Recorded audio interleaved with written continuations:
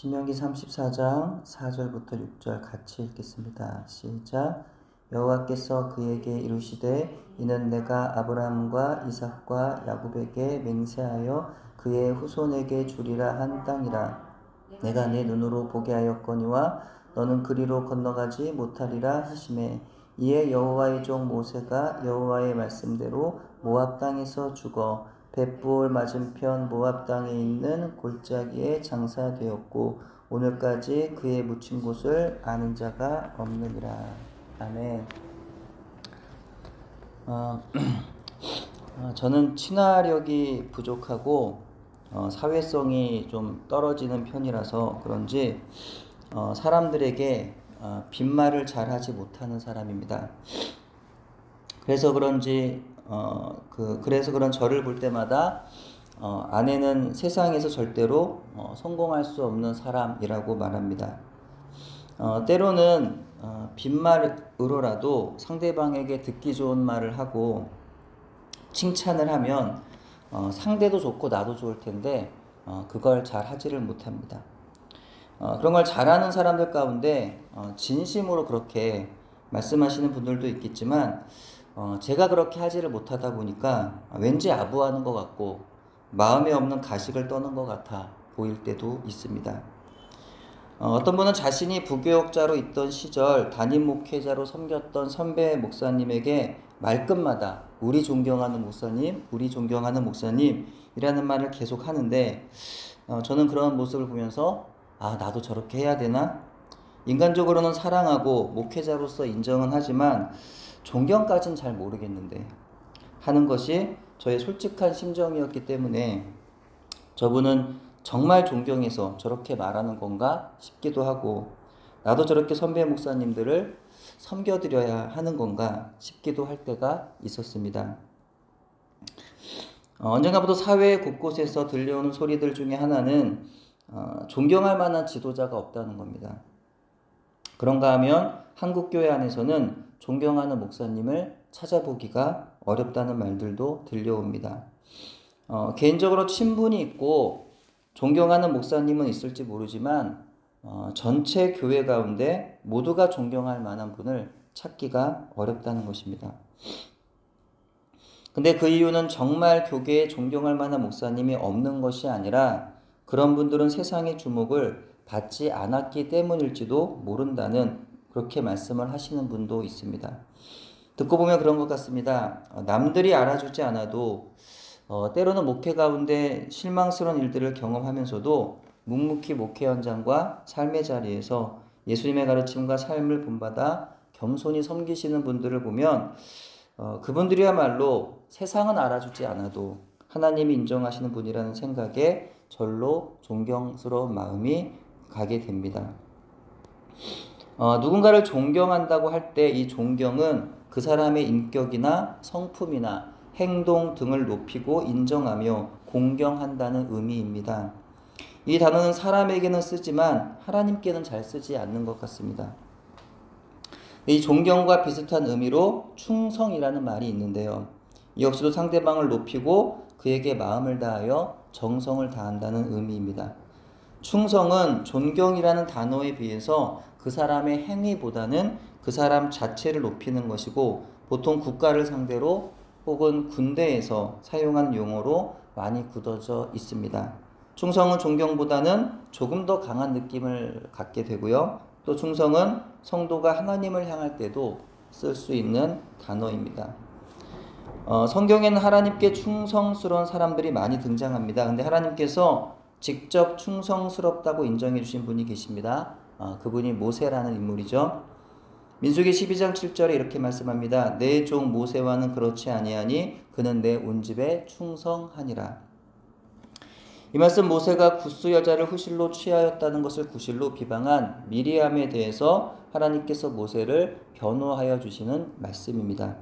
하나님이 세우신 지도자인 모세에 대해서 미리암이 비방을 하였는데 하나님 보시기에는 모세는 벌을 받을 죄를 지었던 것은 아닌 것으로 보입니다. 당시 모세는 아내 십보라와 헤어져 홀로 있었던 상태였거나 십보라가 죽고 난 이후였을 거라는 견해가 있습니다. 하나님은 이방 여인들과의 결혼을 금하신 것은 사실이지만 때로는 허용하시는 것도 우리는 말씀을 통해서 보게 됩니다.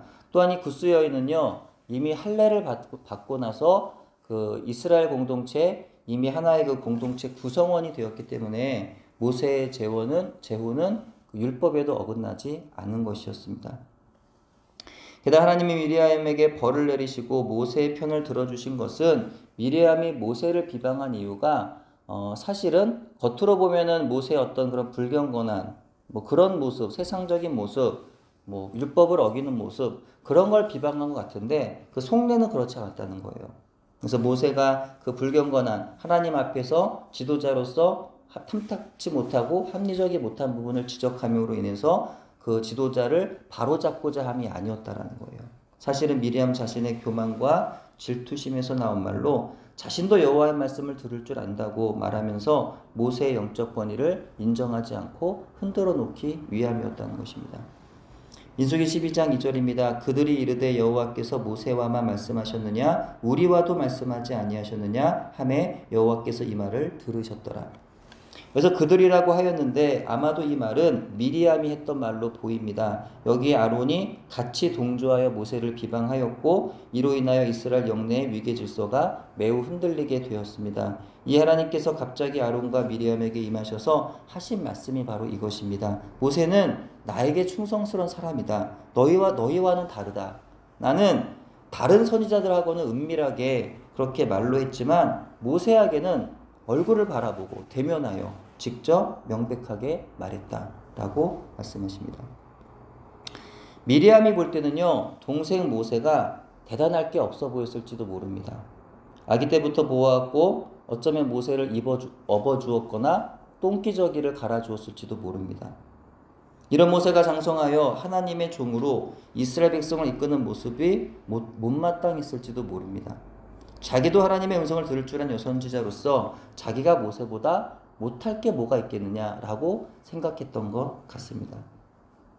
하지만 모세는요, 하나님이 인정하실 만한 남다른 충성을 하나님께 다했던 사람이더라라는 거예요. 그야말로 마음과 뜻과 힘을 다하여 하나님을 사랑하였고 하나님의 마음을 시원하게 하여 드리는 종으로서 하나님의 백성들을 하나님의 마음으로 섬겼던 사람이었습니다. 가정도 뒤로 하고 부르심에 순종하여 이스라엘 백성을 애굽에서 건져내었고 광야에서 그토록 불순종하는 백성들의 구원을 위하여 자기 생명을 걸고 기도했던 사람이 모세였습니다. 오늘 본문은 그 모세의 생애의 마지막 장면을 기록합니다. 그 오랜 40년간의 광야 생활을 마치고 이제 가나안 땅 입성을 코앞에 두고 있는 상황에서 모세는 백성들에게 그동안 자기 민족과 함께 오신 하나님의 역사를 되새겨주고 그 하나님만을 끝까지 다룰 것을 당부했습니다. 그리고 나서 그는 담담하게 느보산에 오릅니다. 하나님은요, 모세에게 너는 여리고 맞은편 모압 땅에 있는 아바림 산에 올라가 느보산에 이르러 내가 이스라엘 자손에게 기업으로 주는 가나안 땅을 바라보라. 내 형 아론이 호르산에서 죽어 그의 조상에게로 돌아간 것 같이 너도 올라간 이 산에서 죽어 내 조상에게로 돌아가리라 라고 말씀하셨습니다. 그러니까 모세는 자기가 느보산에 올라가는 그 길이 인생의 마지막이라는 것을 알고 있었다는 거예요. 그 사실을 알고 하나님의 명령에 따라서 그 산으로 올라가게 되었다는 거죠. 그럼에도 불구하고 모세는요, 담담하게 그 산으로 올라갑니다. 올라가면 죽을 것을 알고 있으면서도 한마디 불평도 하지 아니하고 잠잠히 그 손을 올라가서 그 꼭대기에 섰습니다. 그런 모세를 성경은 여호와의 종 모세라고 부르고 있습니다. 자기가 죽을 줄 알면서도 담담하게 그 길을 걷는 것, 그것이 하나님께서 자기 종으로 인정하는 사람이 가지는 특징입니다. 모세는 정말 충성된 종이었습니다. 죽음까지도 자기 주인의 손에 맡기고 담담하게 그 죽음을 맞이할 수 있는 충성된 종이 모세라는 사람이었습니다. 하나님께서는 자기의 충성된 종 모세의 마음을 아셨습니다. 그렇기 때문에 비록 모세가 가나안에 들어가지 못했어도 하나님은 그를 위해서 특별한 일을 행하셨습니다. 그동안 그렇게 고생했지만 가나안 땅을 구경도 못했던, 그래서 인생을 그렇게 끝마치게 된 모세가 느보산 꼭대기에 서자 하나님은 그의 눈을 열어주셨습니다. 그리고 가나안 땅에 가장 북쪽에 있는 단에서부터 가장 남쪽에 있는 네겝에 이르기까지를 그에게 보여주십니다. 물리적으로 보면은요, 절대 볼 수 있는 거리가 아니죠. 하나님께서 그의 영의 눈을 열어주셔서 가나안의 모든 지경을 보게 하심으로 모세의 마음에 있는 그 아쉬움과 서운함을 그렇게 풀어주셨다는 거죠. 그렇게 세상 가운데 남아있던 그 아쉬움을 풀어주셨고 그렇게 모세를 데리고 가셔서 직접 품에 안아주셨던 것입니다. 우리도 모세와 같이 하나님께서 인정해 주실 만한 충성스러운 종이 되기를 바랍니다.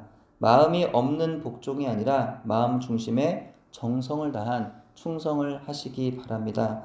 사람과의 관계에 있어서도요, 너무 맡은 일만 하는 사람이 있어요. 딱 내가 맡은 일만 하고 다른 어떤 거는 절대 하지 않는, 내 책임이 아니야 이런 거죠. 그래서 막상 또 책임질 일이 있으면 자기 책임이 아니라고 하면서 외면해 버립니다. 이런 사람은 그 일에 충성스럽지는, 열심히는 하지만 충성스럽다라고 말하기는 좀 어려운 그런 사람이죠. 세상을 사는 동안 하나님께서 우리에게 맡겨주신 일에 정성을 다하여 충성하되 죽는 그날까지 모든 것을 하나님께 맡기는 충성스러운 종이 되기를 소원합니다. 우리의 충성된 그 길의 마지막에도 어쩌면 모세처럼 서운함과 아쉬움이 남는 일들이 생길지도 모릅니다. 나의 고생한 것, 내가 그동안 수고한 것에 대한 하나님이 전혀 보상을 해주시는 것 같지 않아서 서운한 마음이 주 앞에 갈 때 들지도 모르겠습니다. 하지만 하나님은요, 그런 우리의 마음을 책망하지 않으시고요, 다 아신다는 거예요. 모세에게 그러셨던 것처럼 우리의 충성을 그날에 갚아주실 것입니다. 우리의 마음도 위로해 주시고 그 우리의 마음을 만져주실 것입니다. 그리고 하나님 앞에 섰을 때 우리를 꼭 안아주실 줄로 믿습니다. 그 하나님 아버지를 신뢰하고 바라보시면서 끝까지 충성을 다하여 부르심을 받은 사명을 잘 감당하시는 여러분이 되시기를 주님의 이름으로 축원합니다. 기도합니다. 하나님 감사드립니다. 오늘도 모세를 통해서 일하셨던 하나님, 또 우리를 통해서 일하실 것을 또 기대하며 또 기도합니다. 오늘 한날도 또 우리의 삶의 여정 가운데 하나님이 인정하신 그 모세와 같은 충성스러운 그 모습이 우리에게도 있게 하여 주셔서 끝까지 하나님께 우리의 삶을 맡기고 내 삶의 자리에서 또 죽는 그 날까지 주님을 바라보면서 충성을 다하는 우리의 그 삶이 되게 해주시고 또 사명의 자리가 되게 해주셔서 그렇게 우리가 묵묵히 그 길을 감당할 때 하나님이 인정하시는 그런 우리의 충성이 될 수 있도록 하나님 인도하시고 도와주옵소서. 감사드리오며 예수님의 이름으로 기도합니다. 아멘.